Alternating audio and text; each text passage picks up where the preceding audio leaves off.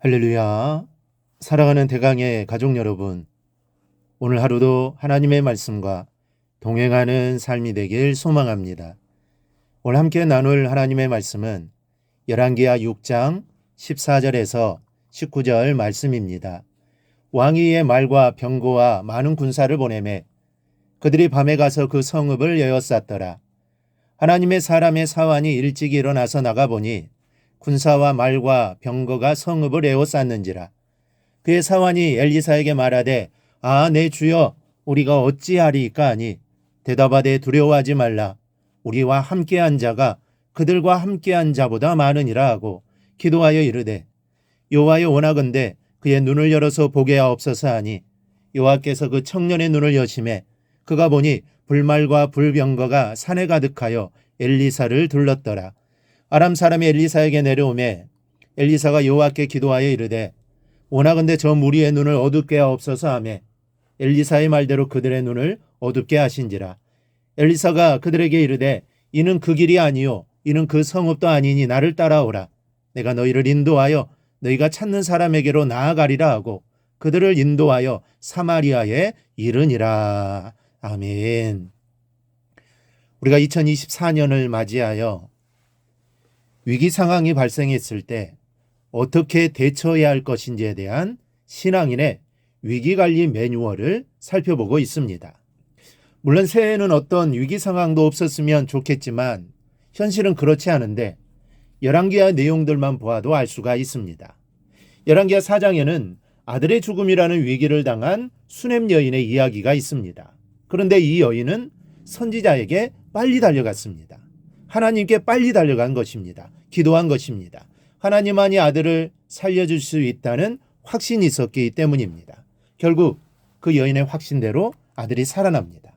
우리에게 문제가 있을 때 다른 곳에 눈을 돌리는 것이 아니라 기도의 자리로 제일 먼저 가야 합니다. 그리고 엎드려 기도해야 합니다. 그러면 하나님이 책임져 주십니다. 5장에는 나병에 걸린 나아만 이야기가 나옵니다. 결국 나병에 걸린 나아만은 치료를 받게 되는데 그 비결은 무조건 순종이었습니다. 자기 생각에 맞지 않아도 자신의 체면이 구겨져도 누가 뭐라 해도 하나님의 말씀에 온전히 순종함으로 기적을 체험한 것이죠. 우리에게도 이러한 무조건 순종이 있어야 합니다. 하나님 말씀이라면 앞뒤 따지지 말고 무조건 순종해야 합니다. 그러면 하나님이 우리의 어려움을 책임져 주실 것입니다. 그리고 오늘 본문인 6장에는 아람 군대에 포위당한 엘리사와 사환이 나오는데 이처럼 계속된 위기 상황은 우리의 이야기이기도 합니다. 그래서 위기관리 매뉴얼이 필요한데 세 번째 시간인 오늘은 두려워하지 않기입니다. 먼저 엘리사의 사환은 성읍을 에워싼 아람 군사들로 인해 두려움에 사로잡혔습니다. 함께 읽지는 않았지만 앞부분의 내용을 보면 아람 군중에서의 전략회의를 배경으로 하고 있습니다. 당시 이스라엘과 더불어 전쟁 중에 있던 이 아람은 전쟁의 승리를 이끌기 위해 이스라엘 왕을 암살하고자 합니다. 그래서 이스라엘 왕과 관련된 정보를 취합하고 작전회의를 열어 이스라엘 왕이 지나가는 곳에 군사들을 매복시킵니다.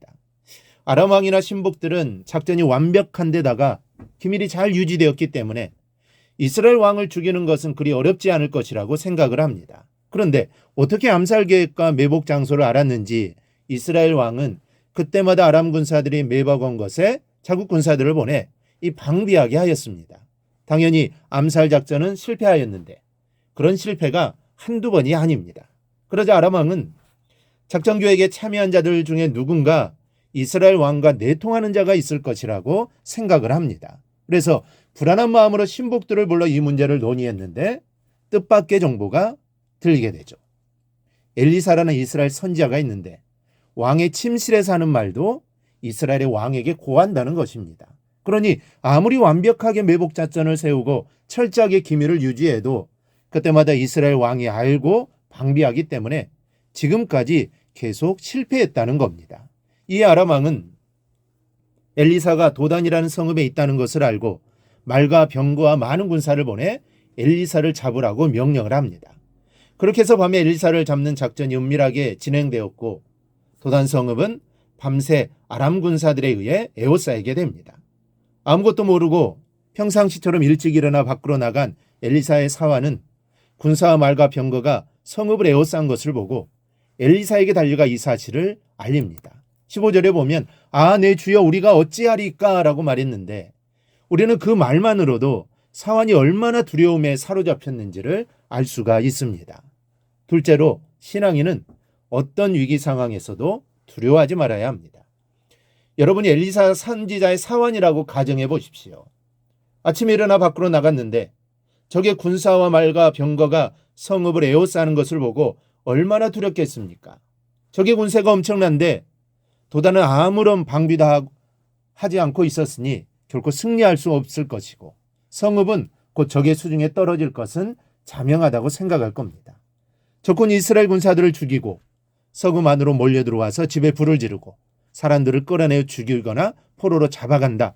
이 생각만 해도 두려운 일입니다. 이 사람들은 염려를 말할 때 일어나지 않는 일을 미리 염려한다고 하는데 위기 상황은 다릅니다. 누구라도 예측 가능한 그리고 반드시 그럴 수밖에 없는 상황이기 때문에 두렵지 않을 수가 없는 것이죠. 엘리사의 사안만이 그런 게 아닙니다. 우리의 삶에도 이런 위기 상황이 언제나도 일어날 수 있습니다. 사고를 당하거나 또 병에 걸리거나 생각지도 않은 일들을 만납니다. 한 치 앞도 모르는 게 우리의 인생이지 않습니까? 그때 우리는 신앙인으로서 어떻게 대처해야 할까요? 놀랍게도 사안의 보고를 들은 엘리사 선지자가 그를 향해 한 첫 말은 두려워하지 말라였습니다. 두려운 상황입니다. 곧 죽게 되었습니다. 그런데 어떻게 두려워하지 말라는 것일까요? 엘리사는 이미 하나님께서 보내신 불말과 불병거가 산에 가득하여 자신을 둘러있는 것을 보고 있었기 때문입니다. 지상의 그 어떤 군대도 결코 대적할 수 없는 천상의 군대가 둘러있는데 두려울 이유가 전혀 없었던 것입니다. 엘리사 선지자는 사원의 눈을 열어서 그도 이 광경을 보게 해달라고 기도했고 그도 눈이 열려 불만과 불병거를 보게 됩니다. 그래서 두려움이 평안으로 바뀔 수 있었습니다. 그렇다면 하나님께서는 엘리사 선지자와 그 사환만 보호하실까요? 아닙니다. 저와 여러분 하나님의 백성이요 하나님의 자녀입니다. 그래서 하나님께서는 지금도 불말과 불병거를 보내셔서 여러분을 지키시고 계심을 믿으시기를 바랍니다. 이 사실을 알지 못하면 그리고 여러분을 이렇게 보호하시고 지키시는 하나님에 대한 믿음이 없으면 위기 때마다 자신의 무능력만 보고 두려워하게 됩니다. 그러면 기도할 생각도 않고 하나님의 음성을 듣지도 못하고 두려움 가운데 절망의 늪에 빠져버리고 맙니다. 스가랴 2장 5절은 여호와의 말씀에 내가 불로 둘러싼 성곽이 되며 라고 말씀합니다. 불로 둘러싼 성곽은 성곽 자체가 불로 되어 있다는 이야기입니다. 여러분, 성곽 자체가 불로 되어 있다면 아무도 접근하지 못할 겁니다. 모든 것으로부터 안전하게 보호해 줄 겁니다. 하나님 우리를 이렇게 보호해 주십니다. 2023년도 이렇게 보호해 주셨고 올해도 이렇게 보호해 주신다는 사실입니다. 그러니 두려워하지 말라는 것이죠. 걱정하지 말라는 것입니다. 여러분 두려워하지 마세요. 오늘 엘리사의 사환이 보는 듯한 일들이 올 한 해 일어날 것입니다. 죽게 되었습니다. 그러니 얼마나 두렵겠습니까?